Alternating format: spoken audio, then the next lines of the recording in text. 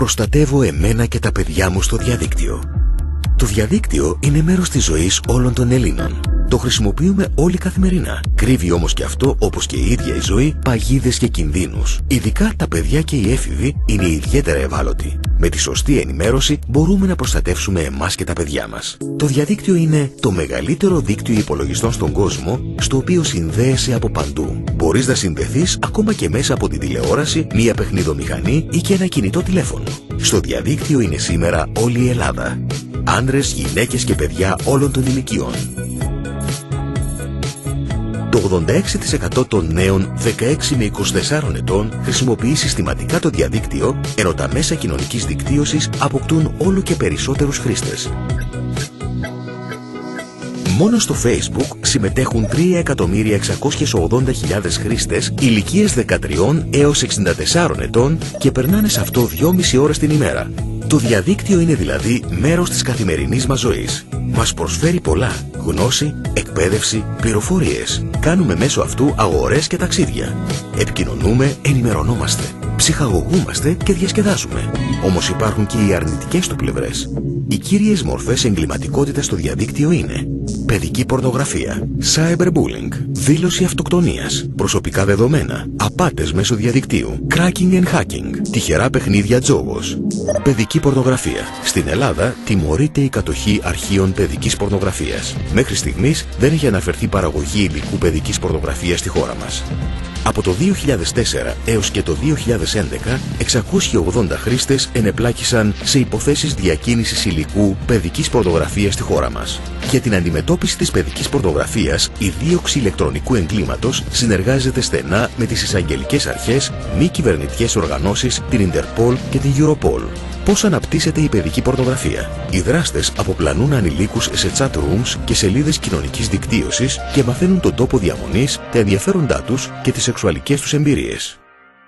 Cyberbullying. Το cyberbullying, δηλαδή η ηλεκτρονική παρενόχληση μεταξύ των παιδιών, είναι ένα φαινόμενο που γνωρίζει έξαρση παγκοσμίως, ενώ και στη χώρα μας σημειώνονται αρκετά περιστατικά. Όταν λέμε cyberbullying, μιλάμε για μηνύματα με προσβλητικό περιεχόμενο, κακόβουλη δημοσίευση φωτογραφιών με μοναδικό σκοπό την παρενόχληση, διάδοση φημών και ψευδών γεγονότων με σκοπό τη δυσφήμιση, ανώνυμες κλήσεις και μηνύματα με σκοπό το φόβο και την ταραχή. Οι συνέπειες του cyberbullying για το παιδί και τον έφηβο μπορεί να είναι αποχή από τα μαθήματα, απότομη πτώση στις σχολικές επιδόσεις, εκτέλεση πράξεων αντίθετων με το χαρακτήρα του παιδιού ή παράνομες πράξεις λόγω εκβιασμού, κατάθλιψη, αυτοκτονία.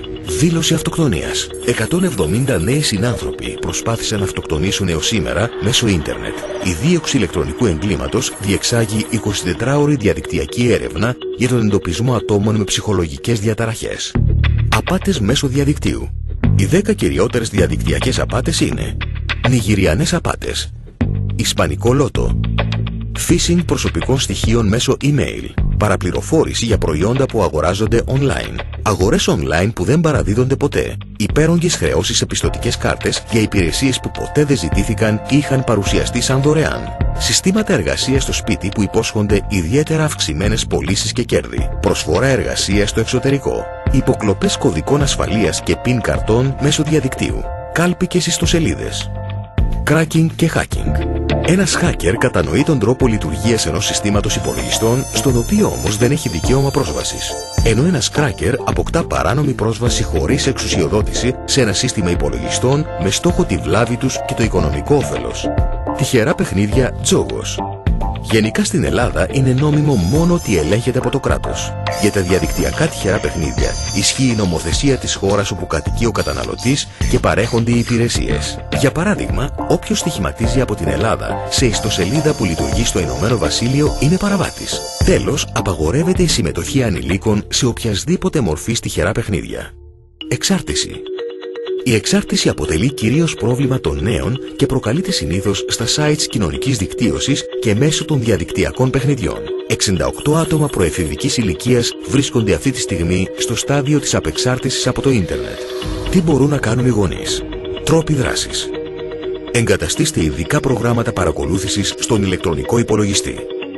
Ελέγχετε το ιστορικό του προγράμματος πλοήγησης. Αποφεύγετε τη χρήση του υπολογιστή σε παιδιά χωρίς την παρουσία ενηλίκου. Μέτρα προστασίας. Συμβουλεύουμε το παιδί μας να μην δίνει προσωπικές πληροφορίες.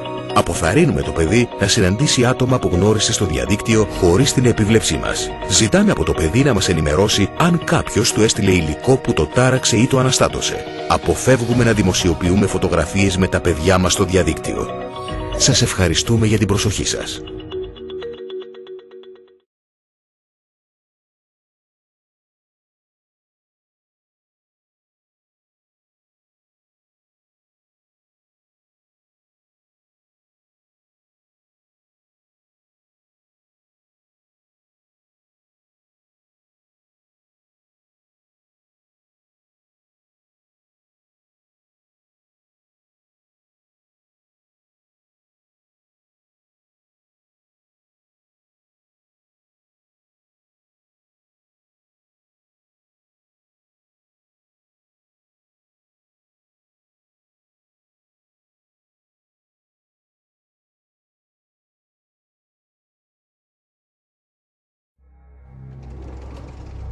Τι κάνεις, Γιωργάκη? Μια χαρά. Πώς πάει το διάβασμα? Εδώ στο ίντερνετ ψάχνω κάποιες πληροφορίες για μια εργασία. Ωραία, μπράβο. Καλά, εγώ μέσα είμαι, αν χρειαστείς κάτι μου λες, Ναι, ευχαριστώ, μαμά.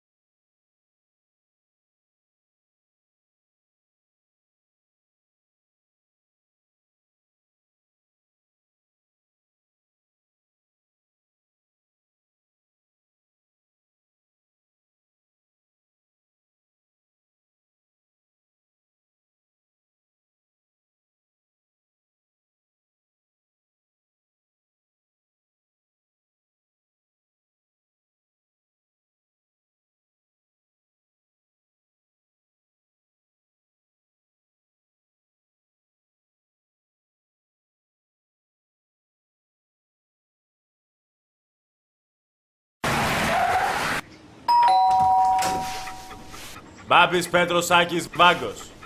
Είναι εδώ ο γιος σας? Ναι, είναι πάνω στο δωμάτιό του. Περάστε. Μια χαρά είναι εδώ ο Μητσάκος. Ναι, είναι πάνω. Ωραία, τότε πάμε πάνω να δοκιμάσουμε μερικά κολπάκια. Αχ, ωραία. Ωραίο το σπιτάκι.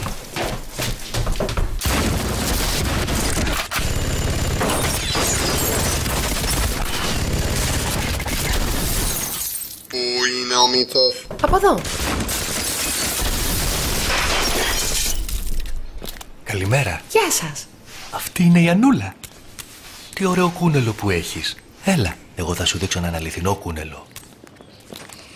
Στον πραγματικό κόσμο θα προστατεύατε τα παιδιά σας. Κάντε το και στο διαδίκτυο. www.savemichos.gr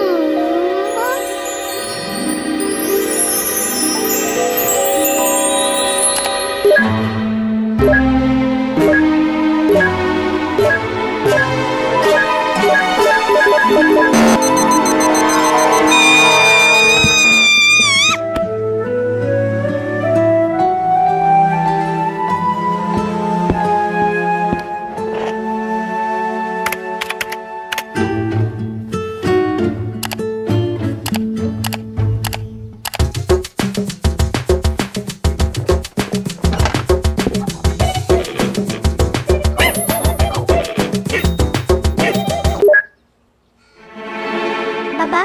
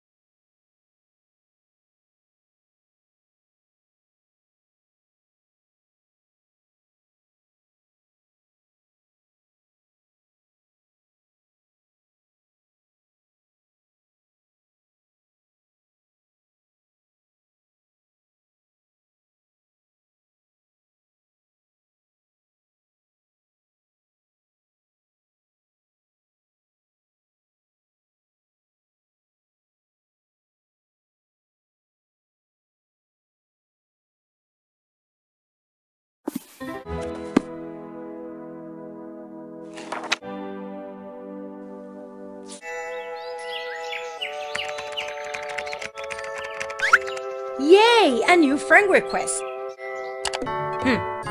Dustin Wolfie Meeber? That sounds a bit weird. But who cares? I'll confirm him.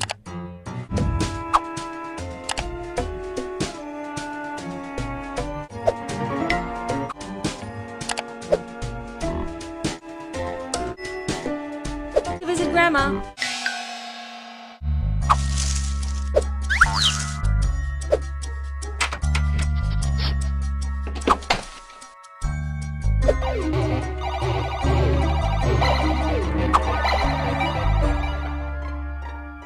Grandma, I'm here. I brought you your special cookies. Grandma? Hey, sweetie. Confirm someone as your Facebook friend. You invite them into your life. Confirm only people you know. Wanna have lunch together? Maybe some other time. Hey guys! When I go out, I always like to upload pictures and update my status so that my friends will know where I'm at and what I've been up to. But on the other hand, I want everyone to see my pictures, especially people I don't know. Same goes for other details on my profile like my email, my address, and my phone number that I wish only my friends could view. This is why I adjust the privacy settings of my Facebook profile. Your account, click Privacy Settings, and then Customize Settings. There, you can adjust the options so that only your friends will be able to view your profile. In addition, you can give each photo album its own privacy settings. Choose what you want to show the world. Adjust your privacy settings.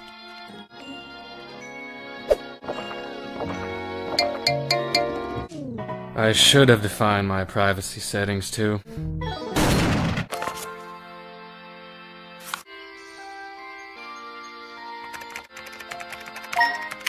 Get ready, because I'm gonna cook you for lunch.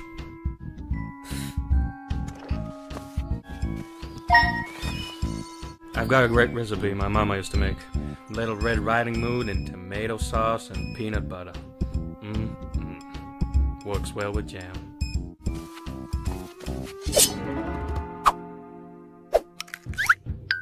Online bullying can easily turn into offline bullying.